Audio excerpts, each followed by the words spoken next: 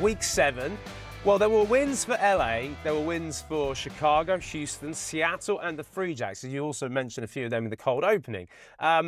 There's maybe a few key talking points, and maybe 3 games I want to put out in particular. The RFCLA game against Old Glory DC has to go down in history for MLR.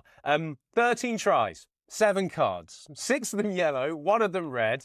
Jack Iscaro with a leapfrog to the try line. Love that. But LA picked this one up. Reece McDonald back as well, which is also fantastic to see him back. He looked brilliant when he came on.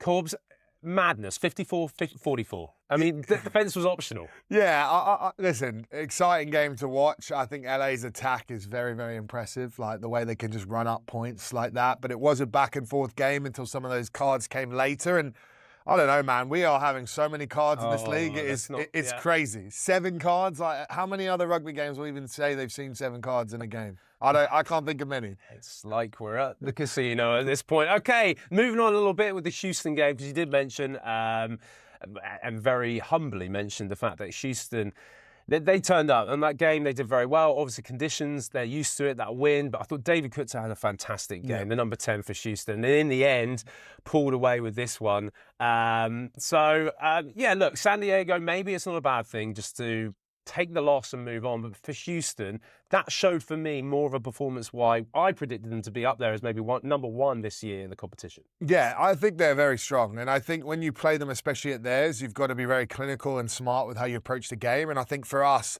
that first half with the win behind us is when we really needed to excel and put them under some pressure. And our turnover rate was so high that we were actually giving them a lot of opportunities to put us under pressure. And then, you know, you're supposed to have the wind and you're down at half time. Then you get the wind into the wind. And that's where Houston really come alive, and their pressure, power forward game and the way they can sort of strangle you in their own half was fueled. Well, I tell you, had a very good second half. Very good second half was the Free Jacks. They pulled it back. 26-5 down at Utah Warriors. Utah flying high. You're thinking that ultimately this is going to be perfect for the Warriors. But the Free Jacks, managed to win this game in the end, 33-26.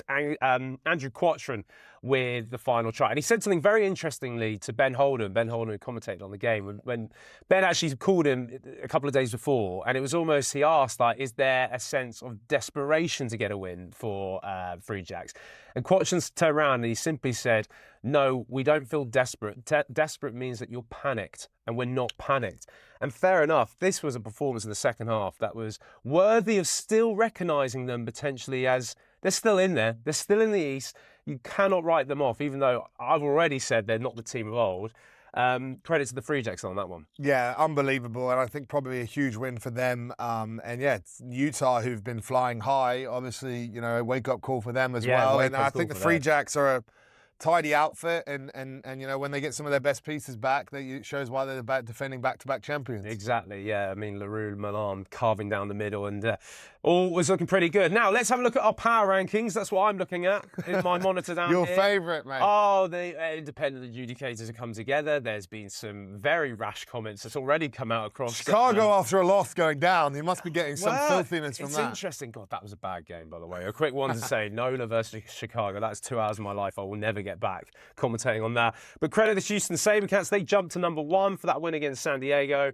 And you can see RFCLA, they just keep creeping up.